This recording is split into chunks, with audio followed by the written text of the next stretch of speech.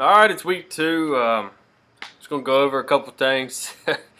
First off is this ESPN draft card that I sent to some of y'all on Facebook. That was about as good as analysis as Michigan being in the top 10 in the preseason polls.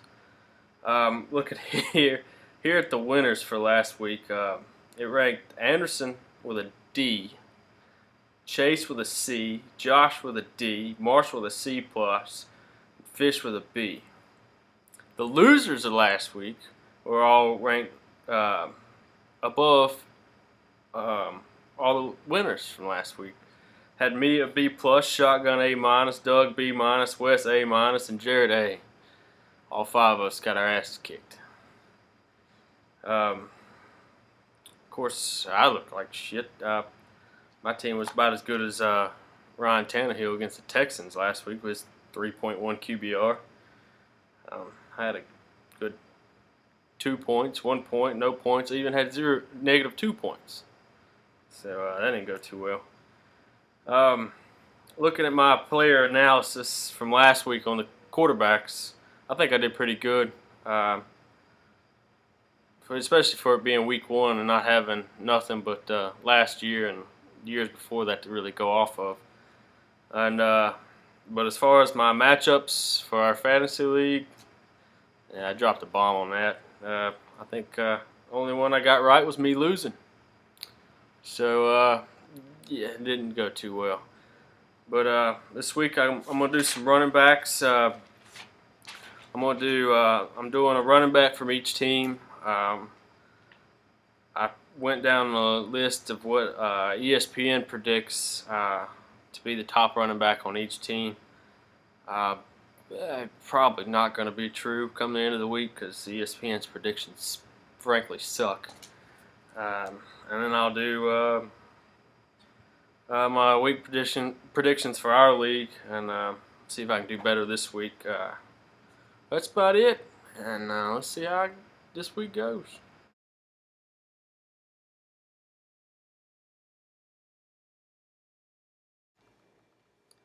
All right, first off, I got Arian Foster. He's going to be running against Jacksonville this week. Last season, he had 3.8 yards a carry on him a couple games. Jacksonville allowed, as we know, Adrian Peterson to go run for 84 yards, almost 5 yards a carry, and a pair of touchdowns. And the Vikings had 123 total yards running on them altogether. Arian Foster is way more healthier running back than Peterson is, and so I really expect him to have a pretty big week. That Texans offense looking pretty good so far earlier this year. I think he's going to get about 115 yards, pair of touchdowns. Could be more, probably not going to be less.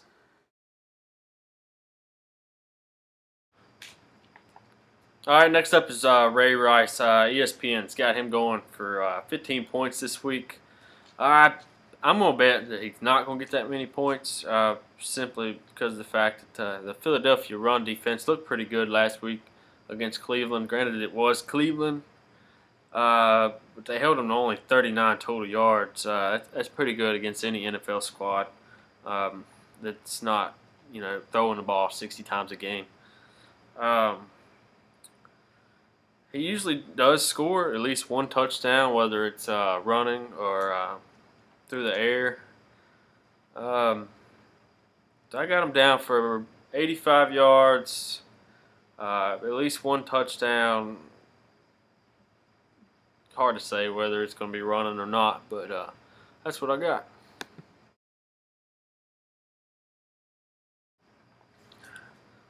Next up, I got Doug Martin. He's going up against the New York Giants D. ESPN's, I think, kind of pushing it with saying he's going to have 13 points this week, which really it all looks like it's going to amount to whether or not the Giants control the clock. Last week, they gave up a lot of rushing yards to DeMarco Murray, but they didn't hardly give up any until late in the game, and Dallas crushed them on time of possession. So if Tampa Bay can keep the ball on offense, Doug Martin will probably have a pretty good day. But I really don't see that happening. Um, I got him for 65 yards and possible touchdown.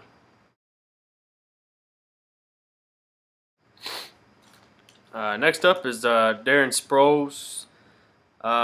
More of a receiving threat than an actual ground threat, but usually still gets his good share of yards, I guess, carries.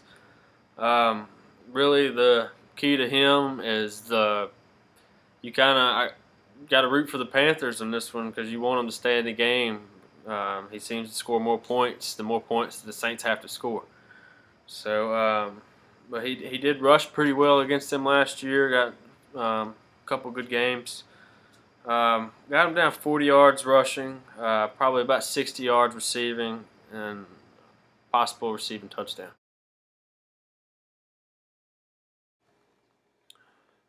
All right, now I got Reggie Bush.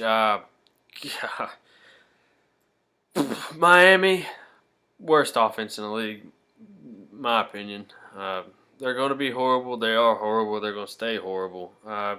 Reggie's really the only person anybody knows, only reputable name on that whole team. I mean, they have no choice but to feed him the rock. I mean, he just pound it, I guess. But I mean, Oakland's going to know that. They're going to stack up front. So yeah, he's going to get yardage just on the sheer amount of carries he's going to get. So I'm going to say 80 yards. Hopefully, maybe he'll squeak in a touchdown. Who knows? Next up is Darren McFadden. D-Mac's on his way out. He's been banged up, beat up. I mean, but he's still D-Mac. Miami seems to have a pretty decent run defense. In his past two games he's played against them, he's had 11 attempts for 15 yards. So not a whole lot of success. I really didn't dig in to see why he only had 11 attempts in those two games, but still only 15 yards out of those attempts. Miami did contain Arian Foster until the Texans got into the red zone, and then he was able to score a couple times. But he'll probably get about 65 yards running, maybe a touchdown, possibly some receiving yards late in the game. So we'll see.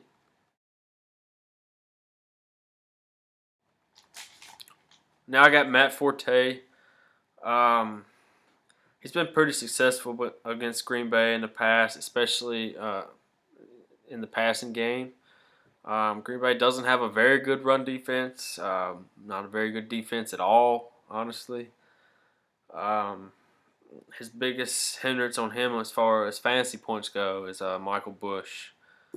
Forte is still going to get his touches, still going to get his plays. Probably going to be a big week for him, I think. Just for the fact that it's Green Bay, it's big divisional opponent. I think he's going to get 90 yards, possibly 100. Score at least one touchdown. Probably going to have about 50 to 60 yards in the air, possibly another touchdown there. So I really think this is Matt Forte's week.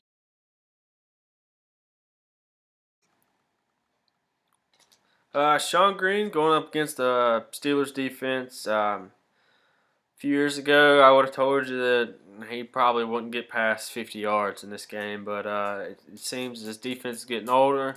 The run defense is what's hurting them the most. McGahee put up 64 yards last week against them and a Peyton Manning offense. So it's probably going to be a pretty good day. He's probably, again, going to get a lot of attempts. So I think he's going to have 85 yards and probably going to score at least one touchdown.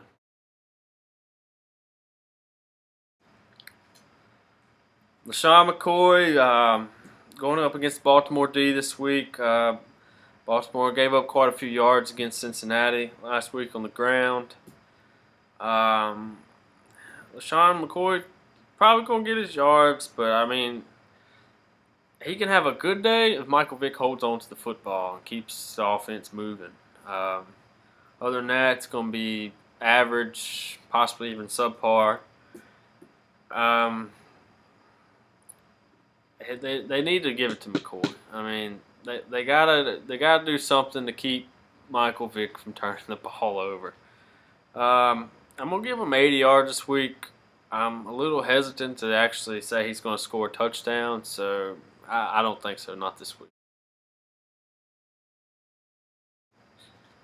Finally, I got Frank Gore. Um, as we saw last week, San Francisco wants to be big on offense. They want to keep the big guys on there. They want to be physical.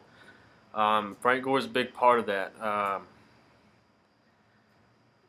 They have Michael James probably going to get some playing time this week. I don't think that's really going to make a big difference right now, seeing it's James' first game. As long as Gore's moving the ball, they're going to keep giving it to him. I think he's going to have a pretty decent day. I got him down for 105 yards and a pair of touchdowns.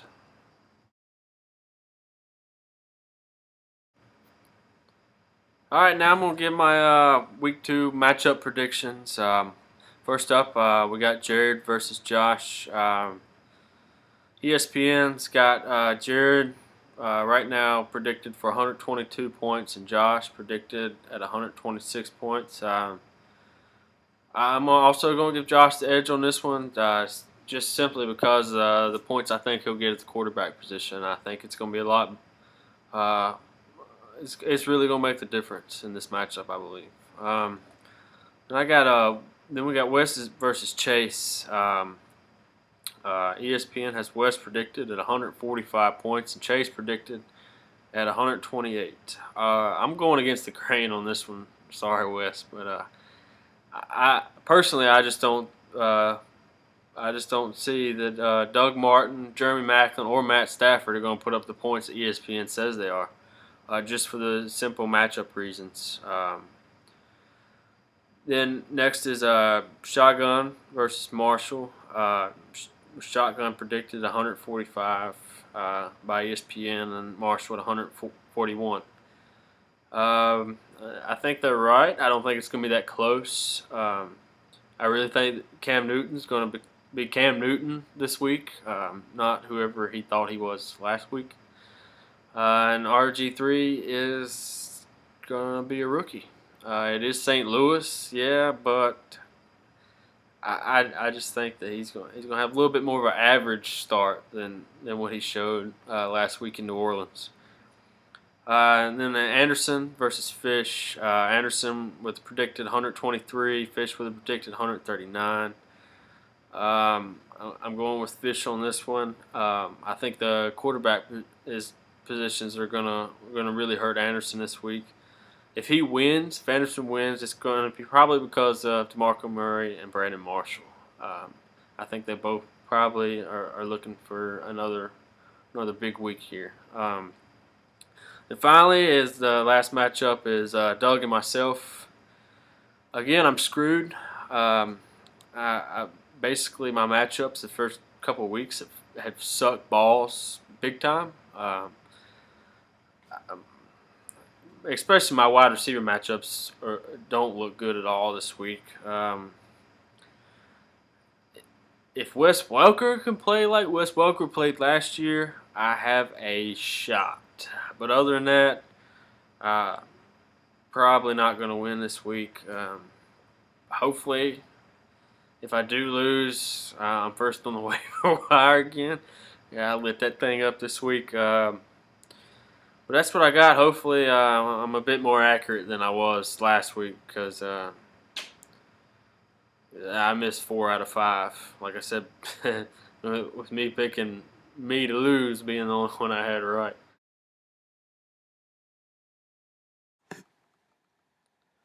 All right, that's 1 week down. We got, 16 more to go, 12 more to the playoffs. Wish everybody luck this week. Remind y'all, especially Jared, Chase, Marshall, and Anderson, to quit being bitches and fill out your trading block. I'm going to be really pissed off if we don't have at least 5 trades this year. I know me and Josh had some type of trade discussion, and it didn't work out for both ends. But at least we were talking. I mean, I understand it's early, and probably when bye weeks start coming around, there'll be a few more trades going on. But let's try to keep active.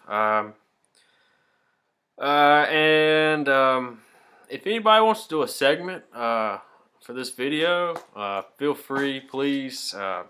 Save me some time, maybe.